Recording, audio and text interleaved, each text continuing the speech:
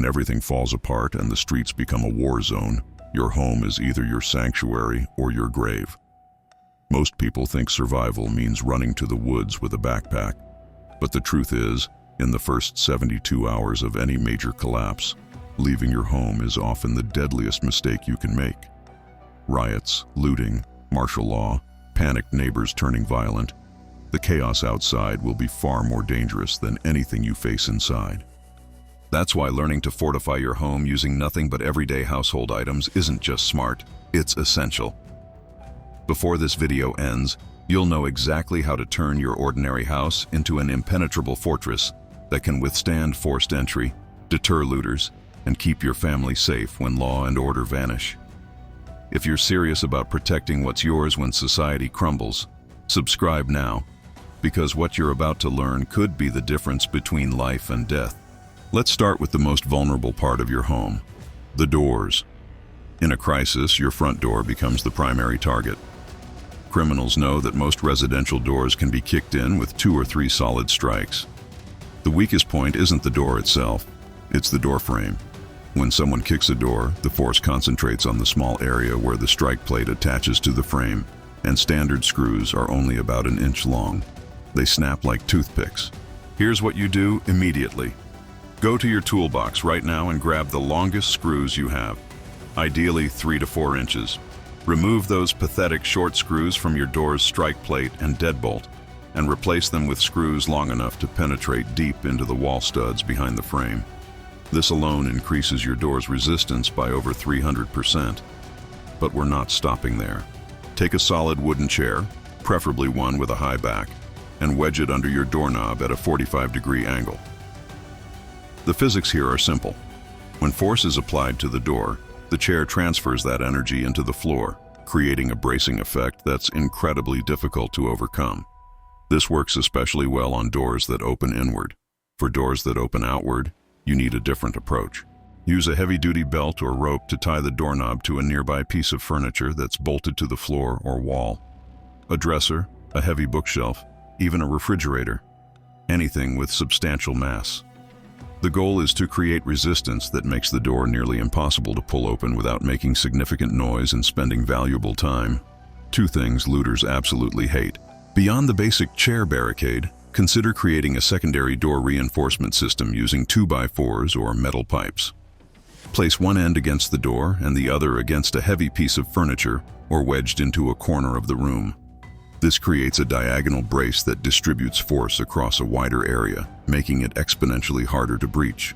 If you have C-clamps or large adjustable wrenches in your garage, attach them to the doorknob or handle, then secure them to something immovable. The clamp acts like a secondary lock that can't be picked or bumped like traditional locks can. Don't forget about your back door, garage entrance, and any basement or attic access points. Intruders often target secondary entrances because homeowners focus all their security on the front door. Every single entry point needs the same level of reinforcement. Garage doors are particularly vulnerable because they're often made of thin aluminum or cheap wood. If your garage connects to your house, treat that interior door like your front door. Reinforce it heavily. For the garage door itself, disconnect the automatic opener and manually lock it from the inside using padlocks through the track rollers. This prevents the door from being lifted even if someone cuts the lock on the outside handle. Now let's talk about windows. Glass is your enemy in a lockdown scenario. A single brick or rock can shatter a window in seconds, giving intruders immediate access. You need to reinforce every ground floor window and any window accessible from a balcony, fire escape, or nearby roof. The best household solution is to create a layered defense system. First, close all blinds and curtains completely. This prevents anyone from seeing inside, which is critical. If they can't see what you have, they're less likely to risk breaking in. Next, move heavy furniture directly in front of windows. Bookcases, dressers, filing cabinets. Stack them if necessary. The heavier and more awkward to move, the better. But here's where most people stop, and that's a mistake. You need to reinforce the glass itself. Take clear packing tape, the wide, heavy-duty kind, and apply it in a crosshatch pattern across the entire window, covering every inch. This won't make the glass unbreakable, but it will hold the shards together if someone tries to smash through, creating a sticky, jagged barrier that's extremely difficult and painful to penetrate. For extra protection, especially on ground floor windows, attach plywood boards over the glass from the inside. You don't need to go buy plywood. Use old shelving, tabletops, even cabinet doors. Secure them with nails or screws driven into the window frame. If you don't have enough wood, use thick cardboard layered several times over, then reinforce with more tape. It's not perfect, but it buys you precious seconds and makes noise, alerting you to any breach attempt. Here's an advanced window defense technique that few people know about. Create a false sense of security by leaving one window seemingly vulnerable while heavily fortifying it from behind. Cover it with thin curtains that appear easy to breach, but behind those curtains install multiple layers of reinforced barriers. When an intruder attempts entry through what looks like the easiest point, they'll waste time and make noise trying to get through your hidden defenses, giving you maximum warning and preparation time. This psychological trap exploits criminal thinking patterns. They always look for the path of least resistance. Sliding glass doors are death traps. They're designed for convenience, not security. And even with the lock engaged, they can be lifted off their tracks or simply shattered. Take a wooden dowel, a broomstick, or even a sturdy pipe and cut it to fit perfectly in the track when the door is closed. This prevents the door from sliding open, even if the lock is bypassed. For additional security, drill a hole through the sliding door frame and into the fixed frame, then insert a nail or bolt through both. This locks the door mechanically, and no amount of jiggling or prying will open it without removing that bolt first. For maximum protection, install a security bar that extends from floor to ceiling in front of the door, creating a physical barrier that can't be moved without significant effort and noise. Let's move to perimeter defense. You need to think like a medieval castle designer. Castles had layers, walls, moats, towers, because a single barrier is never enough. Your home needs the same approach. Start by creating noise traps around all entry points. Criminals hate noise because it draws attention and eliminates the element of surprise. Take empty cans, glass bottles, or anything that clangs when moved, and string them together with fishing line or string. Place these makeshift alarms along windowsills, behind doors, and in hallways. If anyone tries to enter quietly, they'll knock over your noise trap, giving you immediate warning. This is basic, but devastatingly effective. Expand your noise trap system by placing gravel, dried leaves, or broken glass in areas around windows and doors where an intruder would need to step. These create sound markers that are nearly impossible to navigate silently, especially in darkness. If you have metal baking sheets or cookie trays, lean them against doors or in front of windows. If someone opens a door or climbs through a window, these will clatter loudly to the floor. The more layers of audible warning you create, the less likely anyone will attempt entry, and the more prepared you'll be if they do. Create choke points inside your home. Identify the most defensible room, ideally one with only one entrance, like a bedroom or bathroom, and designate it as your safe room. This is where you'll retreat if intruders breach your outer defenses. Stock this room with water, non-perishable food, a first aid kit, flashlights, weapons, and communication devices. Reinforce the door to this room using every technique I've already described. Inside, keep a heavy object like a hammer, wrench, or fire extinguisher as a last resort weapon. Position furniture to create barricades that force anyone entering to navigate around obstacles, giving you tactical advantages. Your safe room should also include tools for escape or rescue. Keep a rope ladder or climbing rope if you're on an upper floor. Have a whistle to signal for help if needed. Store a small battery-powered radio to monitor emergency broadcasts. Keep cash in small denominations.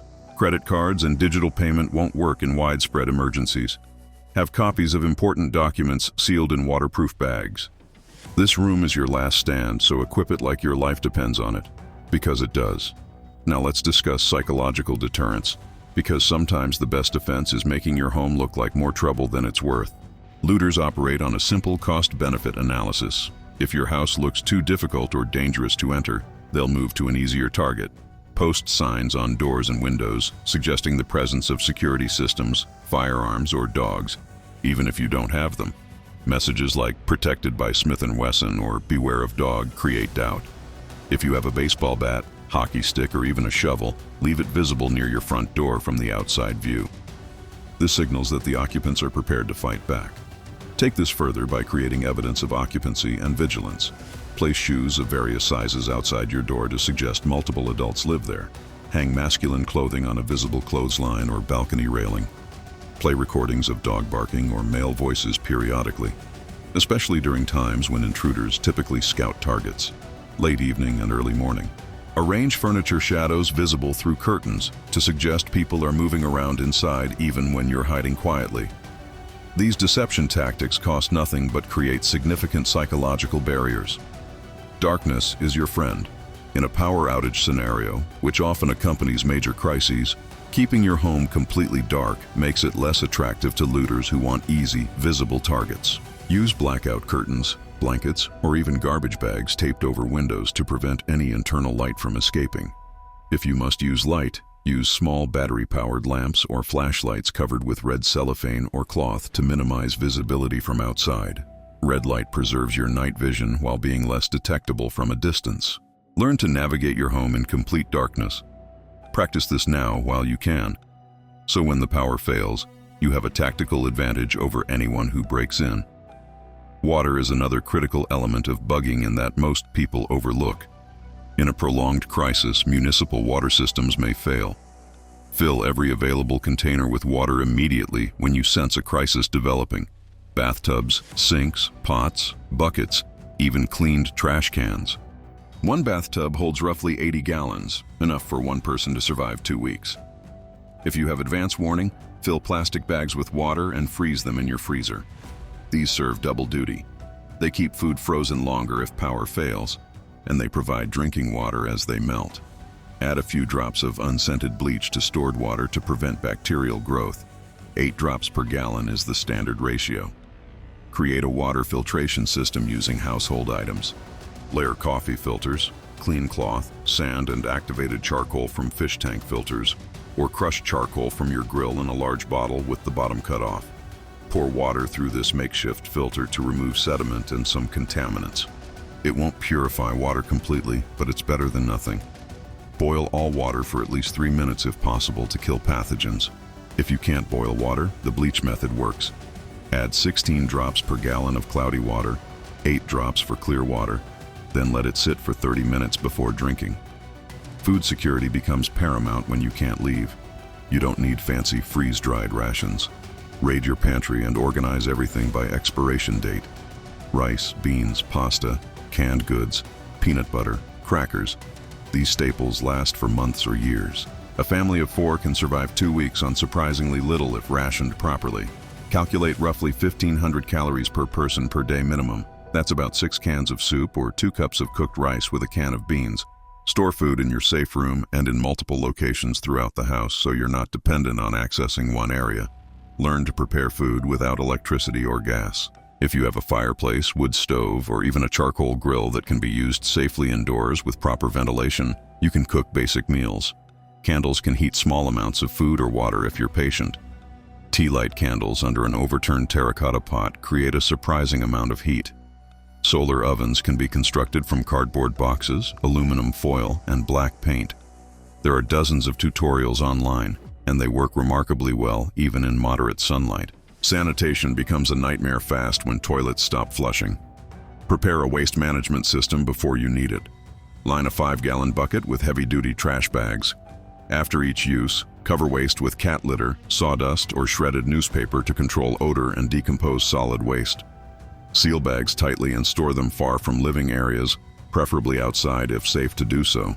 This isn't pleasant to think about, but disease from poor sanitation kills more people in disasters than violence does. Keep hand sanitizer, soap, and cleaning supplies well stocked. Maintain hygiene protocols even when water is scarce. Baby wipes and antibacterial solutions become invaluable. Communication equipment is your lifeline to the outside world. Keep battery-powered or hand-crank radios to monitor emergency broadcasts. Cell towers may fail, but radio stations often continue broadcasting critical information. If you have walkie-talkies, keep them charged and designate specific channels for family communication if members get separated. Write down important phone numbers on paper. When your phone dies, you'll need them. Consider investing in a solar phone charger or portable battery bank that you keep fully charged at all times. Let's talk about defending multiple floors. If you live in a two-story house, the stairs become your primary choke point. In a worst-case scenario where intruders breach your ground floor, retreating upstairs and defending the staircase is highly effective. Remove or wedge every third or fourth stair tread if possible, creating gaps that are difficult to navigate in darkness or under stress. Alternatively, pour cooking oil or dish soap on stairs to make them treacherously slippery. Position yourself at the top of the stairs with improvised weapons. You have the high ground advantage, making it extremely difficult for anyone to advance. Create additional stairway defenses by stringing wire or fishing line across steps at ankle height, invisible in darkness and guaranteed to trip anyone climbing quickly. Pile objects on the stairs that must be moved to pass, creating noise and delay. Keep a fire extinguisher at the top of the stairs. The spray disorients attackers, obscures vision, and the canister itself is a formidable blunt weapon. Never underestimate the defensive power of elevation and controlled access points. Basements offer unique advantages and challenges. They're easy to fortify because they typically have few entrances and small windows. However, they can become traps if your only exit is compromised. If you plan to use your basement as a safe room, ensure you have an emergency exit, a window large enough to crawl through, or a bulkhead door that opens to the outside. Keep a ladder or step stool near this exit and practice evacuating through it so everyone in your household knows the procedure. Stock your basement with supplies, but never make it your only option for survival. Fire is a real threat you can't ignore. Molotov cocktails or arson become common tactics in riots and civil unrest. Keep fire extinguishers on every floor, easily accessible but hidden from view if someone peers through windows. Fill buckets with water and station them near potential fire sources. Have wet towels or blankets ready to smother small fires before they spread. Know your exit routes and practice fire drills with your family.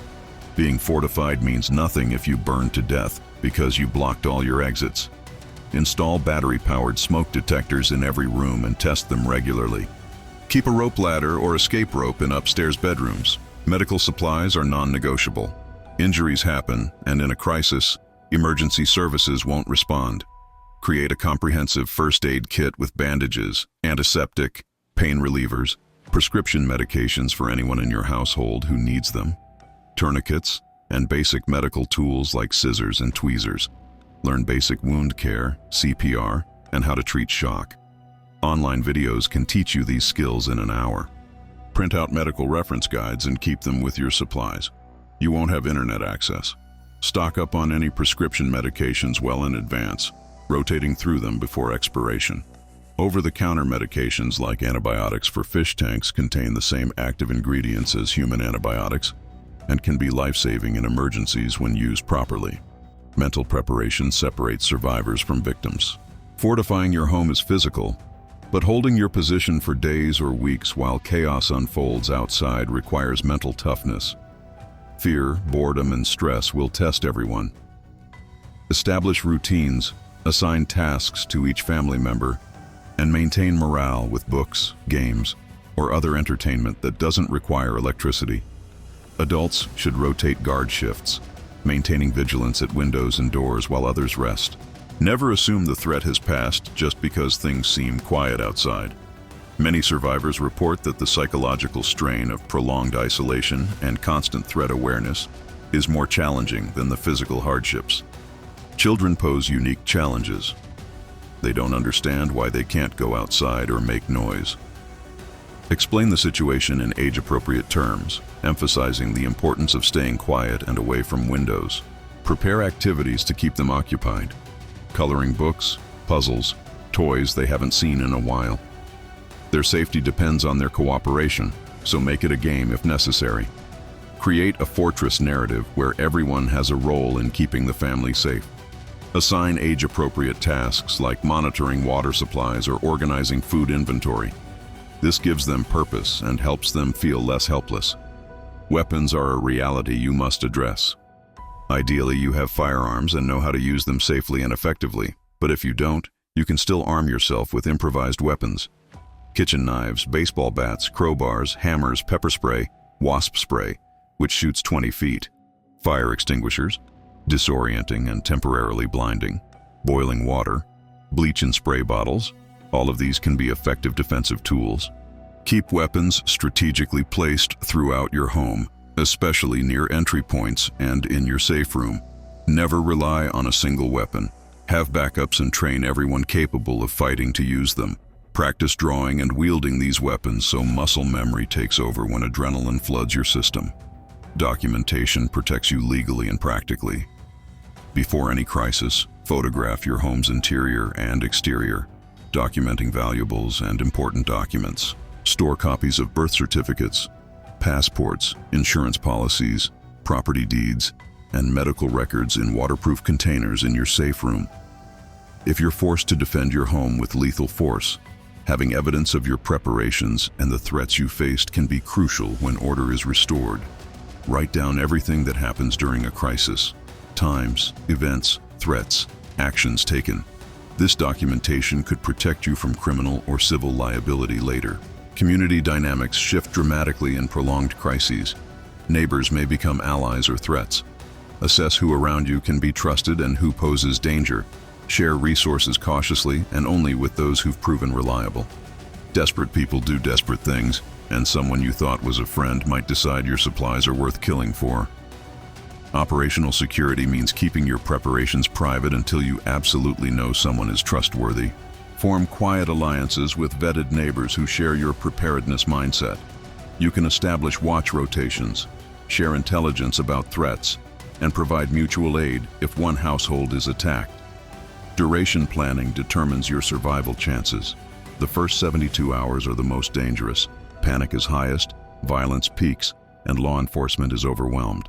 If you can hold out those 3 days, the initial surge typically subsides, but you need to prepare for longer. 2 weeks of supplies is minimum. 1 month is better. Calculate not just food and water, but hygiene supplies, medications, batteries, fuel for generators or heating, and repair materials for damage to your fortifications. Every day you can stay secure inside is another day closer to order being restored. Psychological warfare against potential threats can save your life without a single confrontation. If you hear someone testing your doors or windows, make noise that suggests multiple people are inside. Shout commands like you're coordinating a group. Bang on walls or floors. Use recordings of dog barking or men's voices played through speakers near windows. Project strength even if you're alone. Predators seek easy prey, not fights. One technique that's particularly effective is playing police radio chatter or sounds of firearms being loaded. These audio cues trigger strong fear responses in potential intruders because they suggest armed, organized resistance. Exit strategies are as important as fortification. Sometimes, despite your best efforts, staying becomes more dangerous than leaving. Prepare bug-out bags for every family member with 3 days of supplies, and designate rally points if you're separated. Scout multiple exit routes from your property, through backyards, over fences, through neighboring properties if necessary. Know where you'd go if evacuation becomes necessary. A friend's house in a different area, a rural location, a designated emergency shelter. Practice these escape routes during normal times so everyone knows them instinctively. Intelligence gathering keeps you ahead of threats. Designate observation posts at windows with good sight lines to approaches to your home. Create a log of activity outside. Who's moving, when, patterns of behavior. This information helps you anticipate threats before they reach your doorstep. If you have binoculars, use them to observe from concealment. Never expose yourself, obviously, at windows. Use mirrors or small cracks in curtains to observe while staying hidden. The more you know about what's happening outside, the better you can time movements, coordinate with trusted neighbors, or recognize when it's time to evacuate. And if you want to go deeper, you'll find in the pinned comment some guides and documents that can take your preparedness to the next level. Check them out when you're ready. The harsh truth is this: when the world descends into chaos, your home is your castle, but only if you make it one. The tools are already in your house right now. The knowledge is in your head after watching this. The only question is whether you'll act before it's too late. Most won't. They'll wait until sirens are wailing and their door is being kicked in. Don't be most people. Start today, because when tomorrow comes and the lights go out for good, you'll either be secure behind walls you built, or you'll be another victim who thought it could never happen to them. Like this video if you're committed to protecting your family. Comment below with your own fortification tips. We're all in this together. Share this with someone who needs to see it before the chaos starts. And if you haven't subscribed yet, do it now, because the content on this channel could save your life when everything you've taken for granted disappears overnight.